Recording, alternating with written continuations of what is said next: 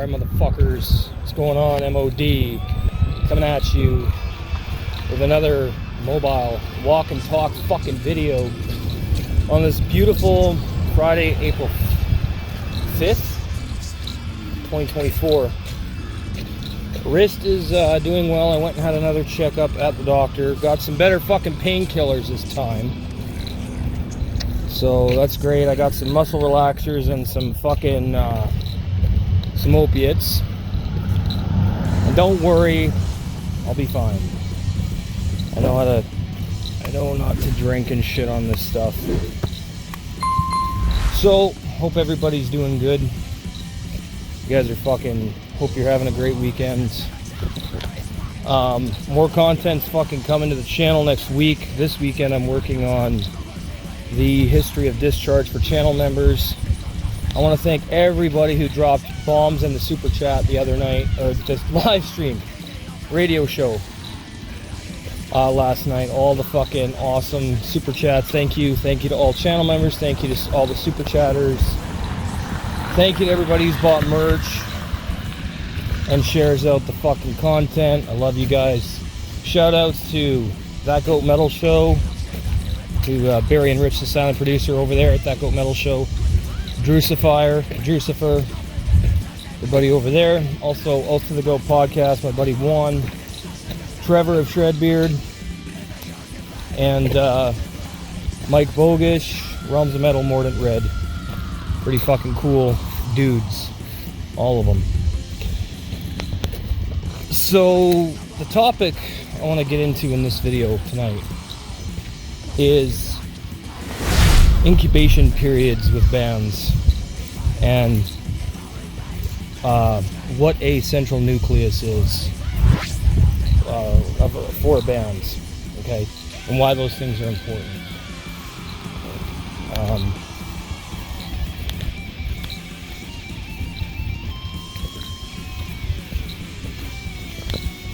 So I want to go back to like the 80s and 90s when incubation periods were longer and bands were separated by origin, and that's what determined their sound, was place of origin, and that still exists in most cases in some aspects.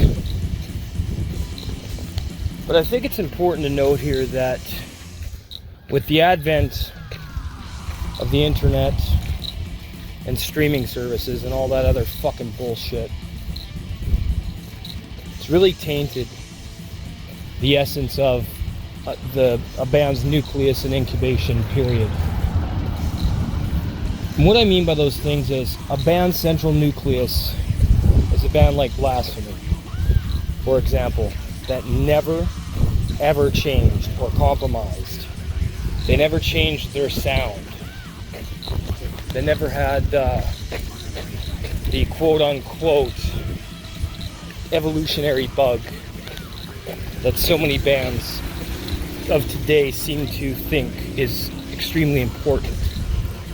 Well, it's not. And when a band has a longer incubation period, that central nucleus that keeps them pure and honest and real is a lot stronger. That foundation is a lot stronger, which to me is very, very, very important, because it keeps the music honest. It keeps the artist honest. So the longer a band takes to get into their creative space, to get into their methodology, their writing, their look, their ideas, lyricism, and what their overall purpose is, the longer that incubation period lasts, the longer that takes to come to fruition, the more solid of a foundation that band is going to have. And that foundation is extremely important because it keeps the band accountable and real. And there's nothing more important to me than a band being real and honest. The fuckers on my shirt are a prime example of it. Formed in 1984 as Antichrist, Disaster, Thrash Hammer, changed names, settled on Blasphemy in 1987. Now, had the band not gone through so much legal troubles, Blood Upon the Altar would have been released in 86 or 87, at least according to Caller of the Storms, which I saw in the interview with Yosuke, and I believe Nocturnal Desecrator, or Nocturnal Grave Desecrator and Black Winds confirmed that as well. I'm pretty sure Death Lord of Apocalypse, and I can never remember Ryan Forrester's full stage name for Blasphemy. But I'm very, very certain that that album, that demo would have come out 2 years prior to 89. It doesn't matter. But I want you guys to think about a band like Blasphemy as a good example of this, and why everything I've outlined in this video is so fucking vital. And there's other bands that have these long incubation periods and a strong central nucleus. And those aspects keep a band real, like I said. And I want to see more of that. I want to see more bands focusing more on what makes them who they are, and less on how much music they can produce or write or create. Sorry about the dog. Beautiful weather, people are barbecuing. Pretty cool. So, with all that being said, it sets a standard and it sets a precedent. And those things are very, very important to me. If they're not important to you, that's fine, that's you. But there comes a time when every band has to be responsible and held accountable for either staying true or selling out. Apologize for the dogs. Just give me a minute here until I get past these pups. Whoa.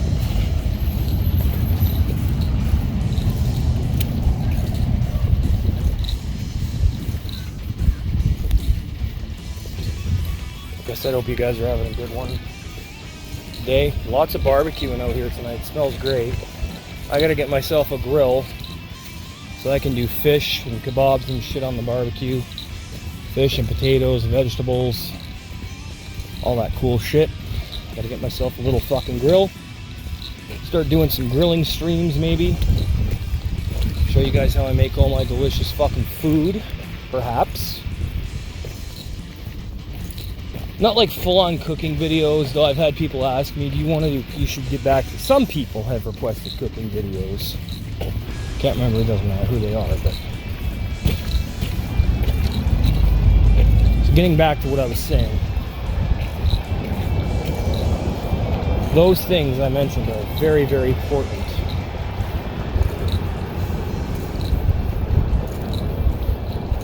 And very, very integral to a band staying fucking real. And the music they make staying real and true and honest. And I think points of origin are very important too. And what kind of really fucking pisses me off is that with bands, there's so much global access now, right? Like, everywhere. Just too much globalization of bands nowadays. And sometimes those things I mentioned, the origin of the sound and the central nucleus and the incubation periods, those tend not to be favored as much as, well, how much music can we make in this amount of time so we can sell records. And if a band chooses to do that, whatever, not much I can do about it. Other than not participate and listen to their music. So, what are your thoughts on this? I think this is an interesting video. I think it's going to get a lot of views. I'll make the thumbnail when I get home. Do my edits up. And it'll be posted later. Fucking hails. Ross Bay Cult forever. Hail Canadian fucking war.